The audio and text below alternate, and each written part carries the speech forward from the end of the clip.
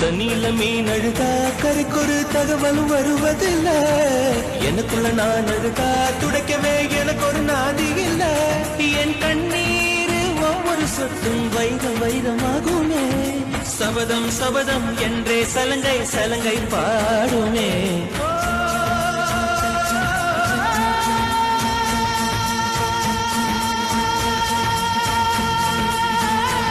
Last ஒரு 3 பால்ஸ்ல தோனி வந்து தலையை அப்படி கீழே தொங்க போடும்போது முடிஞ்சு அவ்வளவுதான், உலகமே அழிஞ்சிச்சு நினைச்சோம்.